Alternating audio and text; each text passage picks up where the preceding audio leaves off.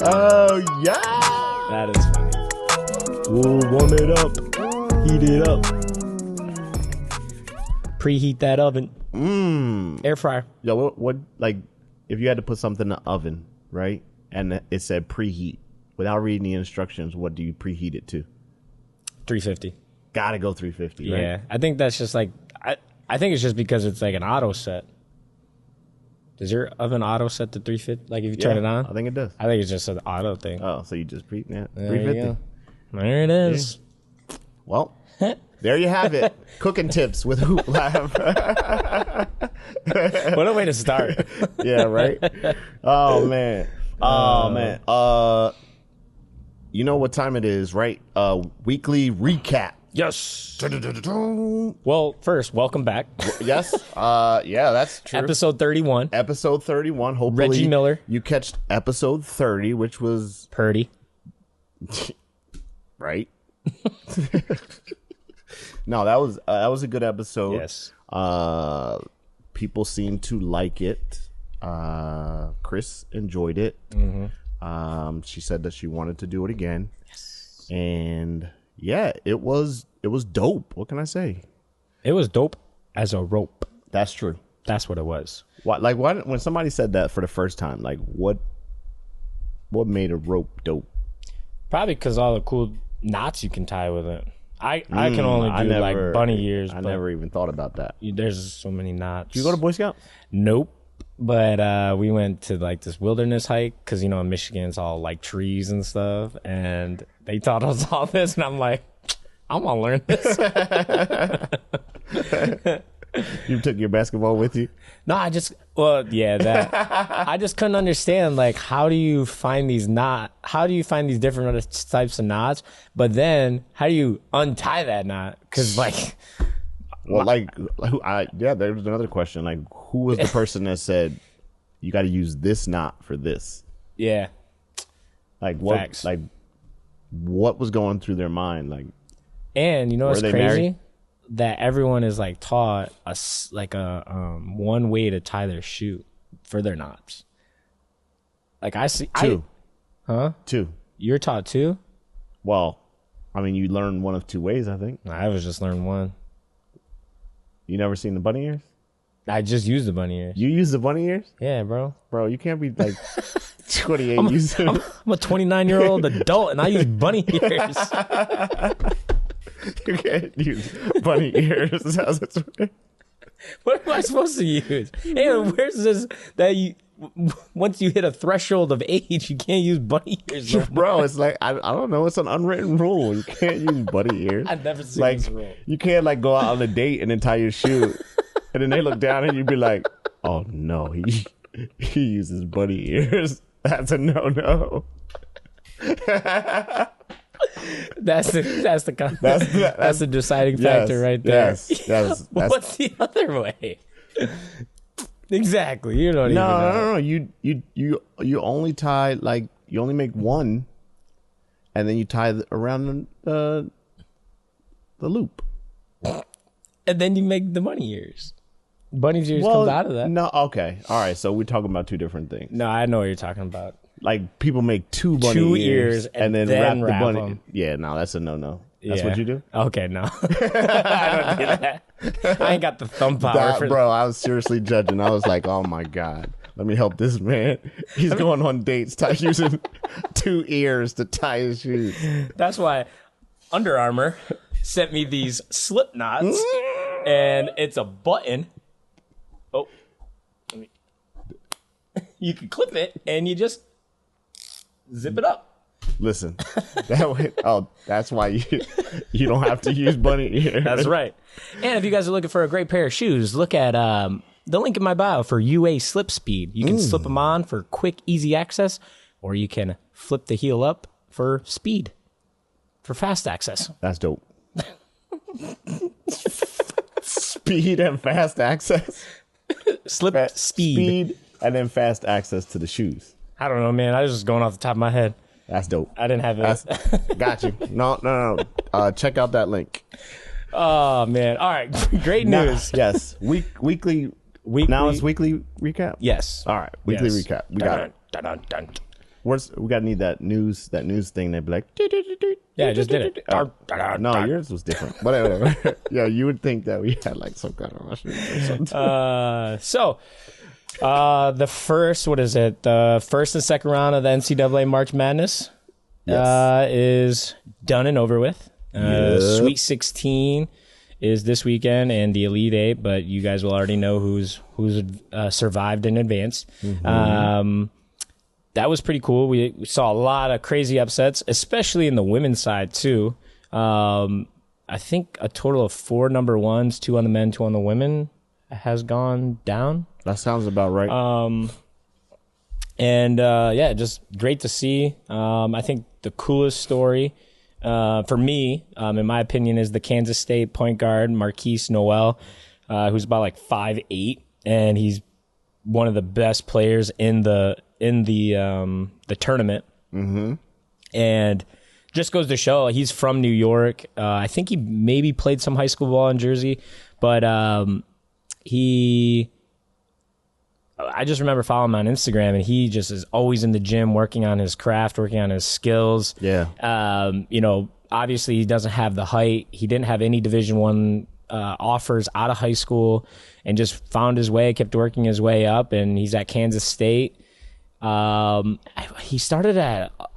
somehow walked on at a Division I, like a low D1. It was like on the West Coast, and then I think for his last 2 years, he's at Kansas State now, and they're making a good run, and they look like the team to beat. Hopefully they can. I think they either play tonight or tomorrow, but they play Michigan State. I want to say tonight. And they look red hot going into. They did. That was a good one too. Versus Kentucky. Yeah, and it was cool too because John Calipari in the post conference or the post press conference was like, yeah, and that little kid just kept raining threes on us. Like, you know that if someone's calling you a little kid, like, you're doing your thing. But still, like, I take that as motivation. Oh, you gonna call me little? Yeah. Watch what I'm to do these Spartans real quick. Yeah. So I hope. Yeah, I don't know. It's cool. But that was good. Then you got some Jersey teams. The FDU run was good. I thought that they were gonna get that last one as well. Yeah. I think they just ran out of gas a little bit. Obviously that Purdue was the big upset for them. Yep. For college basketball, that was something that was talked about for a while. Mm-hmm. But even though they were the smallest team, Smallest Division I team, yep. Going against the tallest, they were like, you could just tell that they wanted it more. You know, they were just the defense was just gritty, tenacious, and they were just after it. So you could tell that they wanted it, and everybody was communicating and getting into their spots. Making sure that they were, I called it cutting off the head to the dragon, because they were just putting so much pressure on the guards that they just couldn't get it into the post at all. So. But yeah, that was a good run, and we still got Princeton, of course. I like that. Yeah, they can get red hot from behind the arc. It's a wrap. Yeah, those dudes can shoot the lights out of the ball. Yep. So it's cool to see. Shout out Conrad too. Shout out Conrad, who's on Princeton. Mm-hmm. Shout out Jalen Gaffney, who's on FAU. Yep. Florida Atlantic, who beat FDU. And I think that's about it. I think those are the players that we know. Yeah. On the men's side. On the women's side, we got Faith Masonis. Yep. From Manasquan. Good luck to her. What college? Maryland. Yeah. So we're definitely pulling for Maryland. Mm-hmm. I'm trying to think of some of the other ones that we have in there. I know we have more, but off the top of the head, I can't think. But we're pulling for Maryland and want to see them do well as well. Oh, we got Jack Seidler from UCLA. Jack is still there, this year. But UCLA looks like a tough team to beat in the men's side. They had that good game too. Yeah. No, they have experienced guards. Tiger, Jaquez, I think, is Jamie Jaquez. Mm-hmm. They have good leadership on that team. Yep. But yeah, I mean, that's I think all the weekly updates that I have. Yeah, no, the big thing was the tournament. Yeah, and I think that's a good place to kind of lead you into your topic. Yeah, your hot topic of the week. Well, I think it's for the last couple weeks, it's really been a hot topic. There's some surprise, I guess, some surprises that come about when we talk about the transfer portal. Like I said, we've been talking about it for the last couple of weeks because the window is open for college students to transfer or enter their name into the transfer portal. And so far, there's been, a lot of people that have gone in. And one of the things that I won't say caught me off guard, but I was speaking with a parent earlier in the week, and they were basically describing why they were disgusted by the transfer portal. And all of it that they were saying made sense. From their perspective, they felt like the kids were kind of abusing the system. And kind of, just when things get rough, kind of jump and jump ship and try to get into another school. But it brought me to a point that I'm not sure that everybody's aware of. So I thought that we should maybe just talk briefly about it. And that is the fact that a full scholarship is a 1-year guarantee. That means that a college student is guaranteed a full scholarship for 1 year. Now, that is for the exception of Power 5 schools. Power 5 schools are the only schools that are, a majority of the Power 5 schools plus, there's another school outside of that, but majority of Power 5 schools, they're 4-year guarantees, no matter what. But you as a college student basically have to hold up your end of the bargain. So when you don't, you sit down. Every team, I'm sure, has almost like a end of year meeting or review, I guess, if you want to call it that, if you want to talk about business wise. You go in for your end of year meeting, you go in for your review, and you guys talk about what the season, how the season went, whatever personal things you want to get on the table. And at that point, many coaches have the discretion to say, hey, this isn't working out. You're not meeting the needs that we want. And it's best that you enter the transfer portal. Yeah. In a roundabout way. But I think that's the biggest misconception is it's not just kids trying to get away from situations, but it's situations that, coaches feel that aren't working out for them either. Yeah. It is a business at the end of the day, and you've got to be able to, one, perform. You've got to be able to bring something to the table. And if you don't, then your year contract is done. Mm-hmm. I think, excuse me. I think one of the biggest shockers last year, just listening to you and you're speaking to a player, is you giving me feedback on a player players basically being told like, hey, we don't have a spot for you anymore. Yeah. And like just hearing that come from a college, I just never knew that was even a thing. Yeah. And that kind of blew me away when you said that to me. And it just that just opened up my whole mind to, wow, like these players, again, we've spoken about it before, but these players aren't always just running away from a problem. It's like you said, there's no need for them at that school. Mm-hmm. And like you said, at the end of the day, it's a business. A coach needs to win to keep its job. So, that coach is going to move around pieces and look for other pieces to bring in to fulfill their system. But that was one of the biggest shocks and takeaways that I learned last year about the transfer portal. Maybe you could talk a little bit more on that. Yeah. So, I mean, it really is, like you said, at the end of the day, the coaches are in a business, the business of winning, and their livelihood is at stakes, literally, right? So, we've seen a number of coaches that have lost their job this year. Yeah. And that's just based on wins. It's based on some other things sometimes. But at the end of the day, you've got to handle your business. You've got to make sure that your grades are up to par. You've got to make sure that you're doing all of the things that you're supposed to be doing, as well as showing improvement and preparing for the next season. Yep. And if you're not doing that, it's not, don't be shocked if by the end of the year that, you are asked to, exit. Yeah. And on the flip side of that is, let's say you're at a low major school, or, you could be at any school and you're killing it. And you want to challenge yourself more.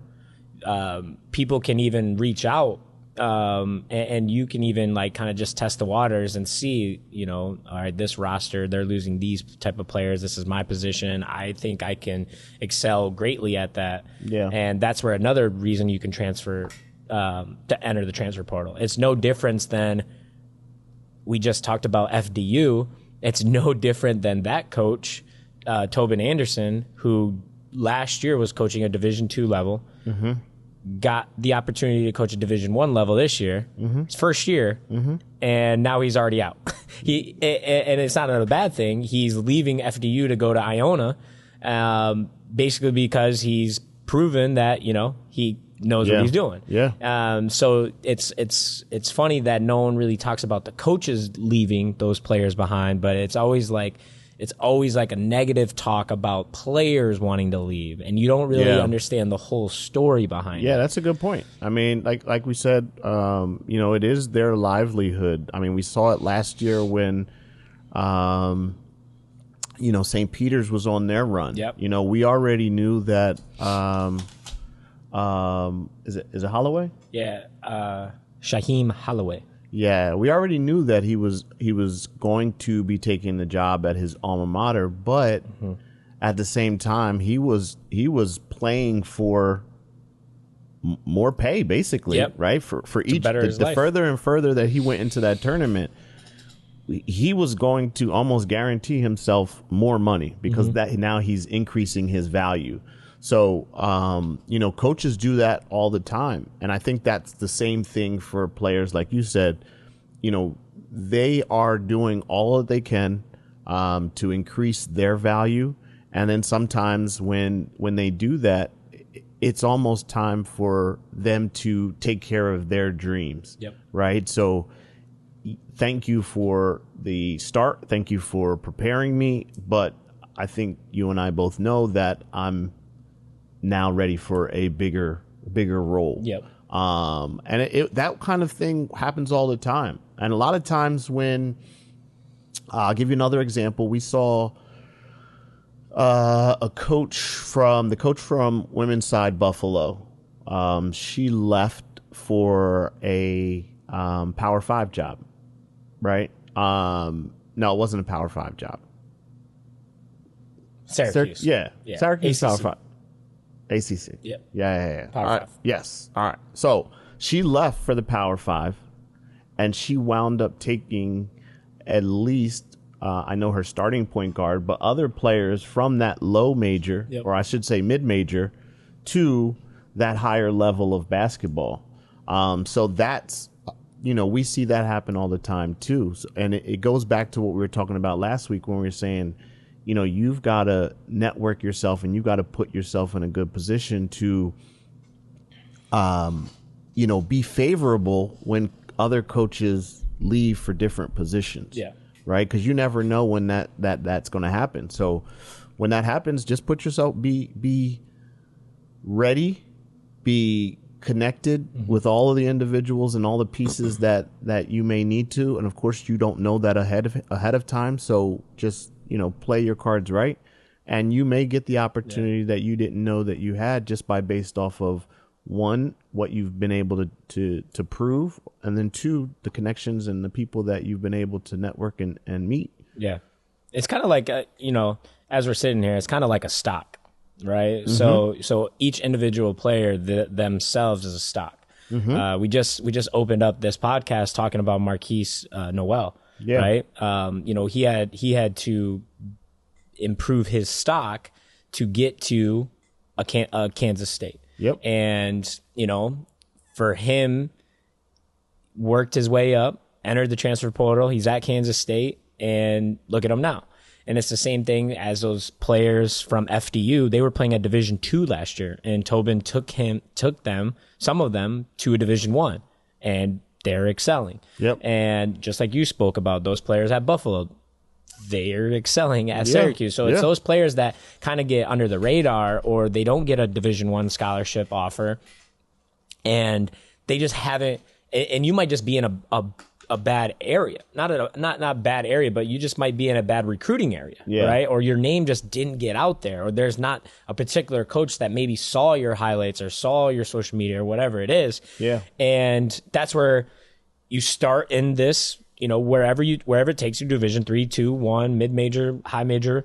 And you, like I said, you just build your stock. You start building your individual performance, and then you grow from there. Now, if you go big right away, and like you said, you don't make that expectation, your stock dips, and then that's where you can transfer to a low major, and you could still play the game that you love. Yeah. And maybe work on some things that you're missing. Maybe we talked about this on a previous podcast, but maybe this coach will allow you to venture off and work, work on being a guard if you're a big, or vice versa, or being a shooter when you were told that you were just going to be a defender. Yeah. All these things that the coaches try to tell you to get you into the door, and then once they get you into the door, they tell you, all right, well, now we have restrictions. Yeah. Right. So it's basically all stock driven with the individuals. Is how can I improve my stock? And that's where you can really utilize the transfer portal. And don't get me wrong, there's times that maybe players do use the transfer portal as a gateway, as a just an out. But when you just see players in the transfer portal, it doesn't come with like an asterisk of why they're leaving. Yeah. So that's where you have to kind of play both sides of it. And I think the big thing is, we can't just judge players because we don't even talk about the coaches, right? Like we don't talk about how Rick Pitino just left Iona to get a better job. He deserved that because he worked his butt off at Iona. So it's always about the players, and we got to start thinking like, okay, well, there's their side of it, and then there's a coach's side of it. A coach individually wants to better themselves. So why not promote yourself with a higher job and keep promoting it? So I think we have to start thinking about that more, and not just always giving that transfer portal a bad rap. Yeah, no, because and we don't always know, the stories that go behind closed doors, right? For anybody that's involved with the recruiting process, I mean, at the end of the day,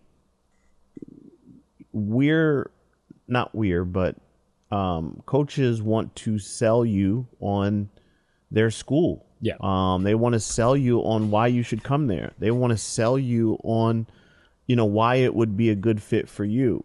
And we all know that it doesn't always pan out that way. Do you know what I mean? There's always going to be those kids that once they get there, and we've heard it before, once they get there, it's like a complete 360. It's not what they were sold. So, we can't necessarily judge them on what they're doing without knowing the full story, because we may never know. Yep. We've got kids that are shining bright on bright stages, but behind closed doors, they're not They're not happy. Their mental is affected. And there's things going on that they need to get away from. So, before you judge players for jumping in there, just know that there's other reasons besides just running away that the kids go in there. Yep. And again, people make mistakes, right? There was a McDonald's All-American who chose to go to a very prestige university, and everyone thought he was going to be the man. They were going to take this team, and he was out in a year, and then he went to a Division I down south, and it's like, that's a football school, not a basketball school. Yeah. But now you see him in the tournament and flourishing. Yeah, like he's killing it. Yeah. And I'm not saying, anything bad happened, but when you look at the first program that he went to, it was very systematic. And I'm not saying he can't excel in the system, but he's a very good, just overall skilled basketball player where he can go out of the system and maybe do a little bit more damage when he's not in a system, right? So there's always that aspect of it. And like I said, all right, I'm going to go to this school, but they told me everything what I'm going to do. You get in that door and it's like, nope, you're a system player now. This is how I've always ran it. I don't care if I'm the most athletic team. We're going to stick to this system. Oh, that just doesn't really fit my game. And I want to play at another level. I don't want to just stop at college. So thank you for everything. I'm going to try this school. Maybe, we can do something. He unfortunately got an ACL injury last year, and now this year they're looking to be the number one team to win it all in the NCAA tournament. So it's those little things, injuries pop up, family issues pop up, all these other things that go on, like you said, behind the scenes that we don't know. That's why all those numbers keep rising in the transfer portal. I'm not saying that's all of it, but it's a majority of it. And I just, like you said, we just got to look at both sides, both aspects of it. No, absolutely.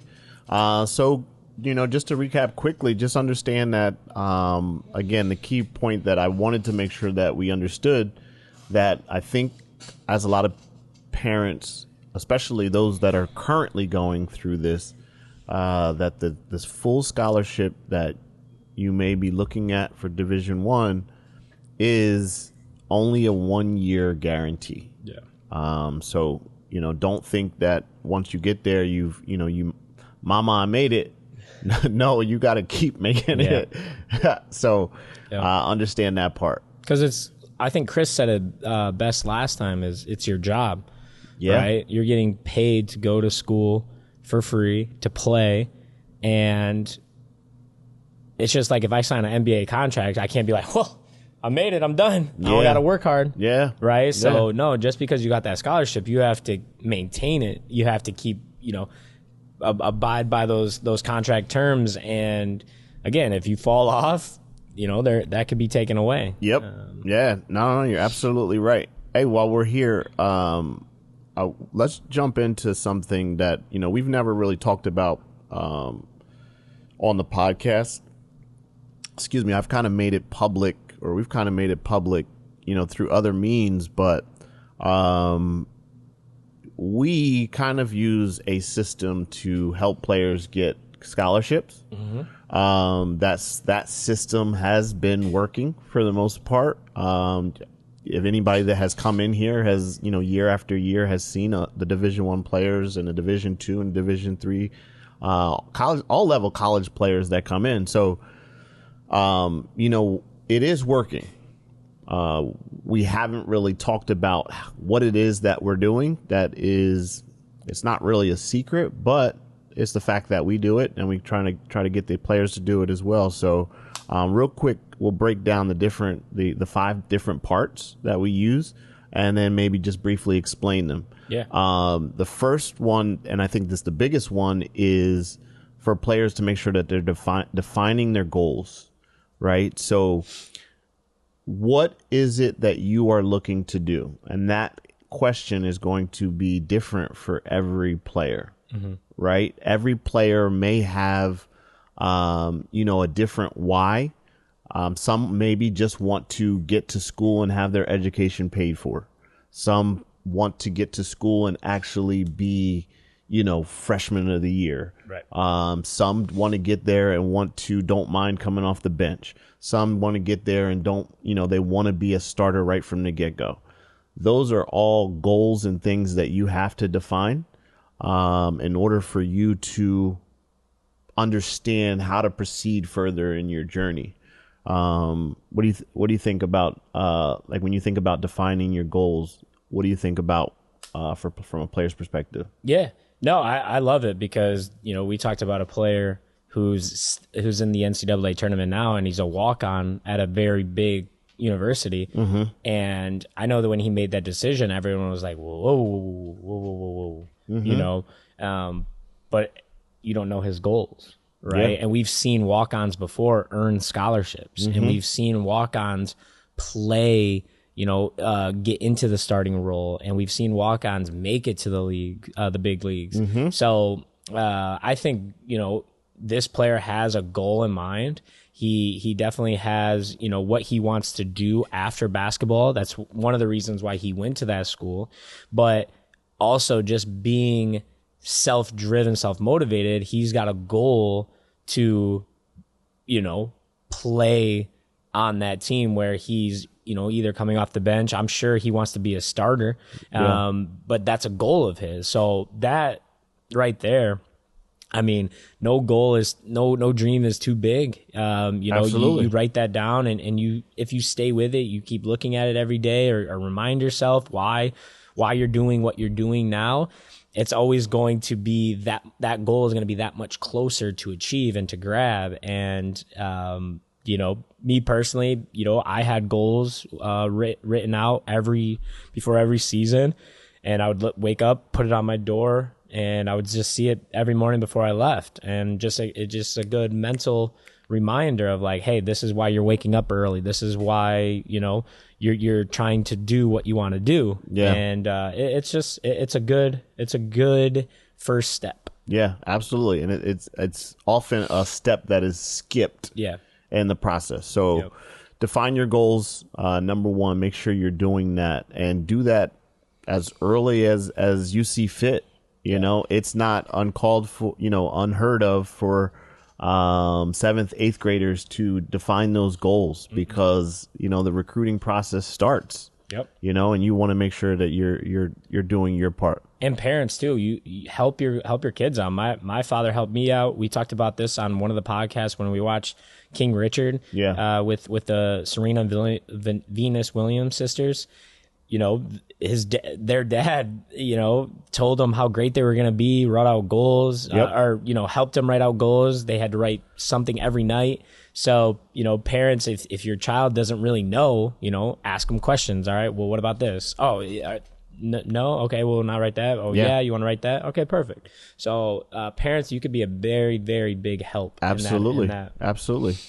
The next part of that I think that sometimes gets forgotten is we want to make sure that our players make academics a priority. And when I say our players, I mean the players that kind of come in and we're kind of mentoring through the process. Academics are a priority. There used to be, and I'm sure there still is, that myth of, I'm going to get a full scholarship, so my academics aren't important. And that's not true at all. With high academics, let me back that up. One of the things that, and this isn't for every school, but, schools do use it as far as incentives for coaches. So college coaches may have a bonus incentive that says if your team scores, averages above 3.5 GPA as a team, you get X amount of dollars. So as a coach, me looking at that, guess what? I'm not picking up a kid that's not good in the classroom. Yeah. Do you know what I mean? Now that's just, the far end of that. But when you have, or when your academics are a priority and they are in order and your GPA is high, you pretty much have a very, very wide list of schools available to you. So that enables you your choice of schools. Yep.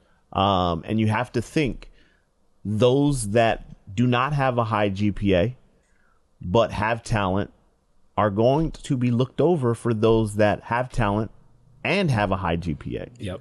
You know?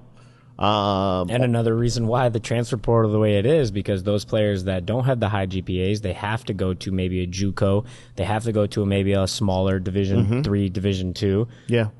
Just for that, that grade boost. Yep. And then they enter the transfer portal and they, go on to their next school. Yeah. So academics is very, very huge.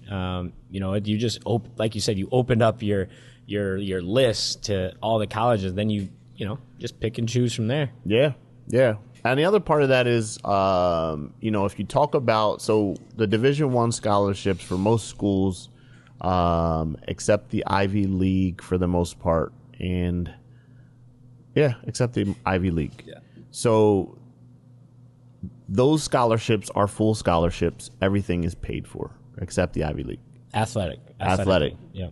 But when you start to go down below the Division I schools, so you get into Division II, you again open yourself up for a wider pool, because now coaches may be able to start negotiating or bargaining with you for their benefit, right? So if I have a kid that's really good in the classroom, I may be able to get them a partial academic scholarship, which is going to save money out of my scholarship budget, and then give them partial athletic, rather than having to give them all athletic. So if you think about it, if I can get a kid in here that's not going to take money out of my budget, that's a win. That's a win for me, because now I can go to get more talent that may have to, use more of my budget. Right. So again, you're opening up your pool of schools.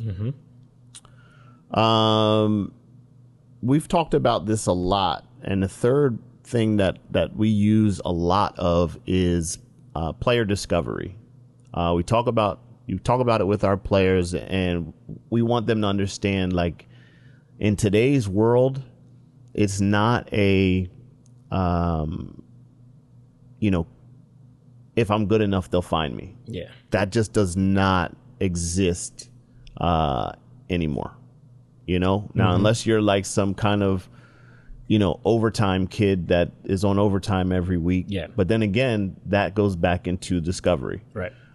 So you've got to figure out, how are you going to make yourself available or seen?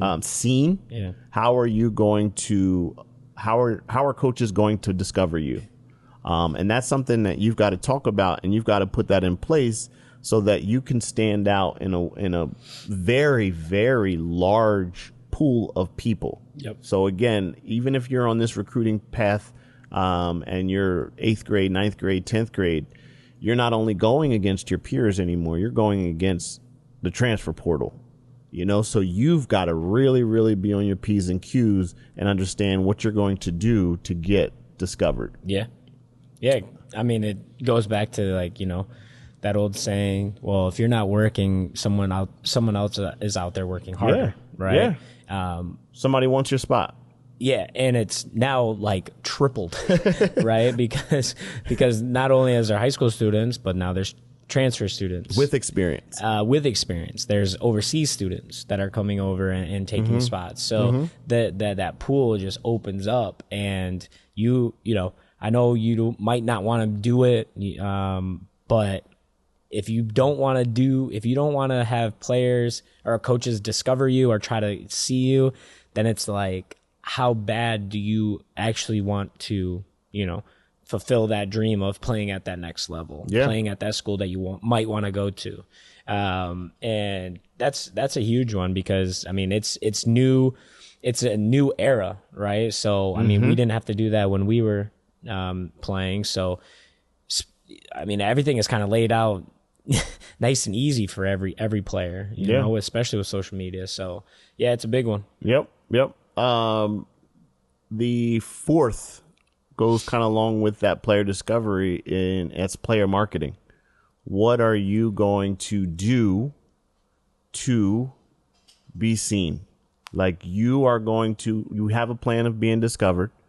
Now, what are the steps that you're going to do to sell yourself to coaches? What are you going to do to make yourself more seen than all of those players that we just talked about? You know, what is your method? What are you going to do?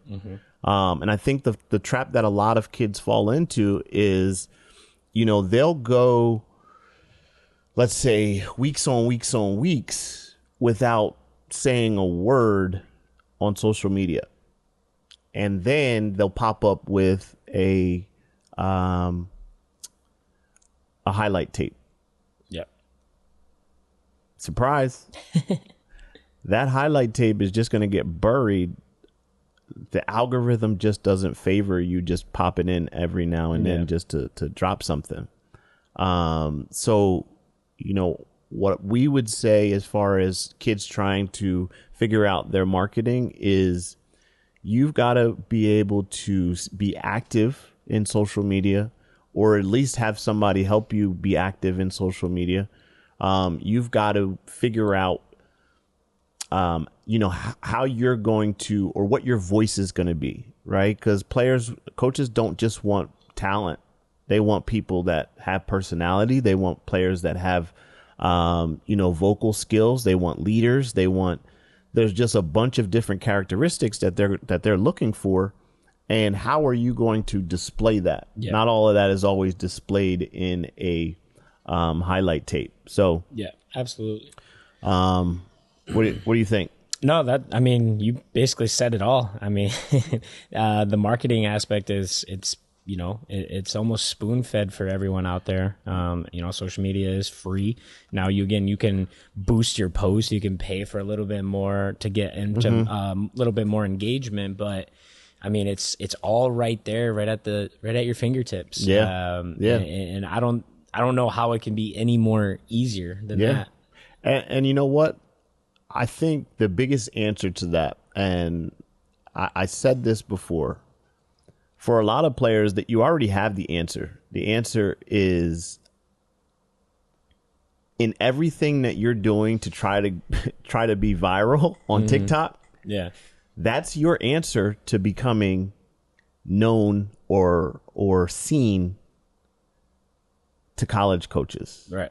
Now, obviously, you're not doing dances, but you've got to be consistent and active in all that you do in order for the algorithms to favor you and put you in front of the people that need to make the decisions that they need to make. Absolutely. And, you know, we're obviously not players, but just because of how we post our videos, my videos, and I'm sure your videos have done it, but we've reached out to college coaches who I've never, like, me posting a video, that's not my intent.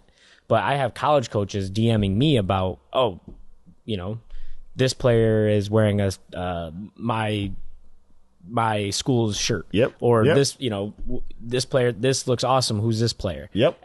It's just like small stuff like that you post, and it's like, I'm just posting it because, one, that player did the drill finally right, or it might be a teaching method that we're broadcasting out there, but you never know the length of that video of where it's going to go and who's going to see it. Yep.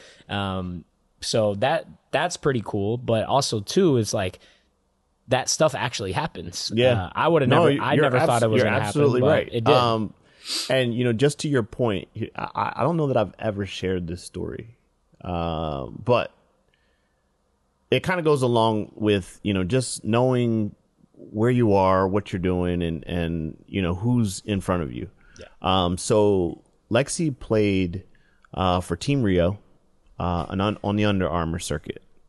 and one of her teammates was a good friend of Karl Anthony Towns. And it just so happened that Kat came to watch one of their games. So Lexi played really good that game. Yeah. And Kat apparently, him and his dad are they're good friends with an associate coach at a school. And we get a call from that coach, and Kat had a workout at a specific college and ran into that specific coach and mentioned, hey, there's this kid, you should look at her. And that's how everything transpired for this one specific school. Not the school that she's at now, but it got us in the door. It got us, to different places. But it was all from, just taking advantage of the situation that we were in. Yeah. But all of those things go to the point of, how are you going to make yourself seen? How are you going to take advantage of those moments? Yeah. So, and we've I posted a video a while ago on my Instagram about asking you exposure camps, right? So, if you're not the marketing online type, go to these colleges that host these clinics and these camps, and be seen. Yeah, because again, these coaches talk. They all talk. Yep. And they might be talking about you. Absolutely. And then finally, the last one is just your support team. Obviously, we talked about a lot of things that is necessary or need to be done in order to be seen and be heard, fall inside the algorithms or whatever the case may be, ultimately getting in front of coaches. It's going to be difficult for a player or a family to do that on their own.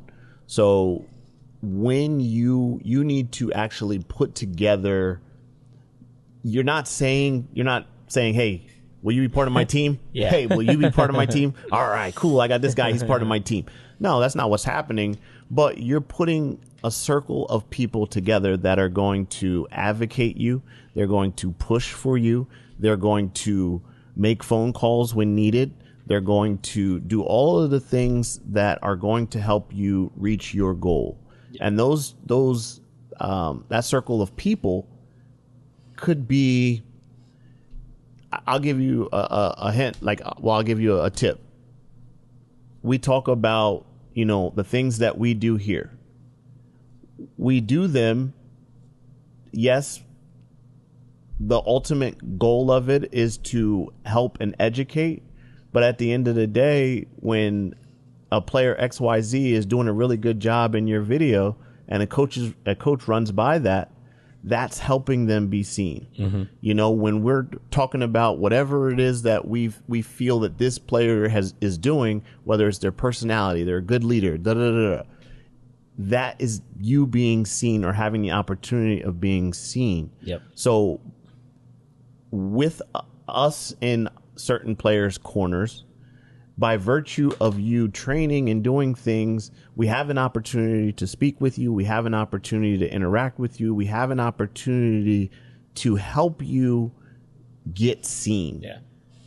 And that is when we talk about part of a team. Now, obviously, we're trainers, but we're part of players' teams that are going to help them get seen. Yeah. We're going to help them navigate as well. Well, and I'm sure this happened to you before, but there's so many AAU coaches and travel coaches that reach out to me specifically, and they are looking for a certain player of a grade or an age. And they're like, hey, do you have any good,